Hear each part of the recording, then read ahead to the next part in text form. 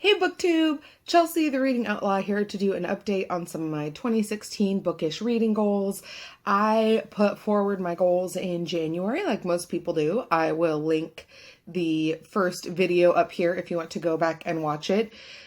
Heads up in advance, the lighting is awful. That was one of my goals, was to do a little bit better on my production value, but we will get to that. Otherwise, this is just kind of a video to chat about what some of my original goals for 2016 were and how I'm doing on them. If you're wondering what I'm looking down at, I'm looking down at my notebook. I had to rewrite down what my goals were so that we could talk about them. So yeah, that's what we're gonna do today. Let's see what's going on. The very first goal that I made was to read more YA. I had plans to start a big series called What You Readin', where I would read 2 YA books a month, one older, one newer, and then kind of talk about them. That did not happen. I have read a good amount of YA this year. I have reviewed a lot of the YA books that I've read, which always makes me really happy. But that series and the frequency with which I wanted to read YA did not happen. To be honest with you, I'm kind of okay with it. I have to do a lot of staying on top of what's new and what's coming out, and I read a lot of like excerpts and stuff from my job to figure out what to order for the collection. So when it comes time to actually sit down and read like a full-length book, usually young adult just does not make it to the top of the pile. So I think I'm okay with that. Like, I'm okay with that goal kind of falling by the wayside a little bit. I have really loved most of the YA that I read this year, though, which is actually probably more important to me than the amount of young adult literature that I'm reading, so that I've managed to find titles that I think are really important and really worth recommending to a wide audience, especially because there seems to be still that kind of divide on YouTube between those that read YA and those that don't.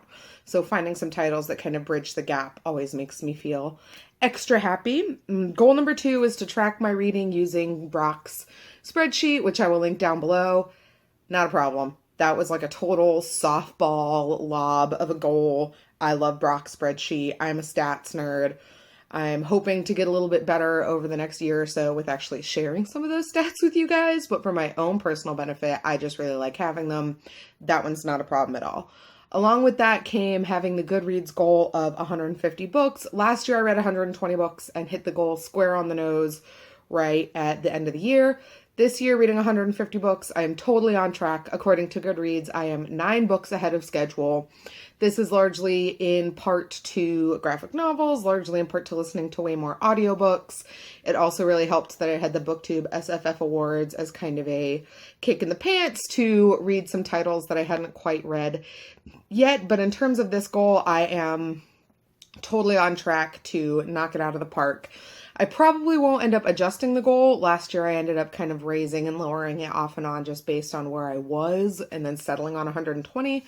This year, if I get to 150 and surpass that, awesome, super great. It will just help me set the bar for 2017, but I probably won't actually adjust the goal itself for 2016. My 4th goal was to finish up some outstanding graphic novel series that I've been reading: The Walking Dead, Why the Last Man, Sandman, some of those. This one I have not done quite as well on. I am all caught up on Chew. That's probably the longest graphic novel series that I'm currently up to date with.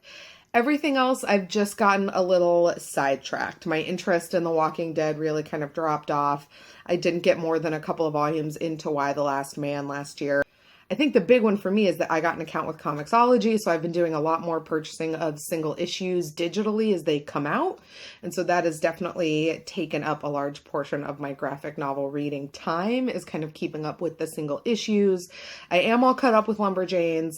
I am all caught up with The Wicked and the Divine. So the currently active series that I'm reading, I am all caught up with, but I just have kind of lost interest in some of the older series and the super long running series that I was reading. So I don't know if I'll get to these ones. I don't know kind of the status of that goal, but as of right now, I kind of don't really care. And it's almost kind of nice to have some like long-standing familiar series that I can pop in and out of whenever I get to kind of a lull in what I'm reading. Goal number 5 was to upgrade my editing software and my production skills. Obviously that has happened. If you have been watching my channel for a long time, you will know that I got a softbox, and I've updated my editing software. I now use Adobe Creative Suites to edit.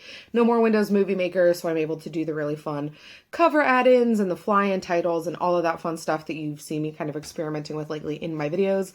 I am so glad that this actually happened. I want to say right now, it is in no way a requirement if you want to start making booktube videos that you do any of that. I spent a good solid like 8 months to a year before I upgraded anything, just using natural lighting, filming on my phone, and editing in Windows Movie Maker. And that's it. And that was fine. But as this is a hobby I'm hoping to continue for a really long time, I felt it was worth the financial investment to me to upgrade the quality of the materials that I had and that I was using to bring you guys content. So that's what I did, and that's what you're seeing now, and I'm really happy to have knocked that goal off the list. Number 6 was to add more closed captioning to my videos. This is something I've gotten better at recently within the last couple of months. I watched a video from Max over at Well Done Books, who kind of walked through how to use the closed captions that YouTube automatically imports and then just edit them to actually be correct. So once I saw that, it was kind of a reminder / motivator to get back to adding closed captioning to my own videos. Probably the last month or so, I've been really diligent about making sure that each video has closed captions either when it goes up or shortly after it goes up. But on the whole, this is not a goal that I've done as well as I want to, and it's probably the one that I'm most not upset about, but definitely the most motivated to correct going through the rest of the year. I know that those who add closed captioning to their videos usually hear really positive things about how important and valuable those captions are. So I'm really looking forward to continuing to do that, even though it wasn't the best in the first half of the year. And my last goal was more social participation. This kind of went beyond just buddy reads. I've actually slowed down a little bit on the buddy reads that I'm doing because for a while there it was almost too much. It was like that kid in the candy store syndrome where I just wanted to do everything all the time with everyone, and I wasn't able to actually participate in a way of value with the conversations I was having. So I had to kind of take a break and pull back, and I've done that. This was more about participation with the whole community, and I feel like this is one that I've actually been doing pretty well at.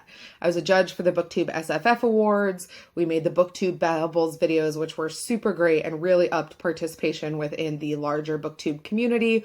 I was also able to participate in that live show, which was so much fun and put me in touch with so many booktubers who I've admired for a really long time.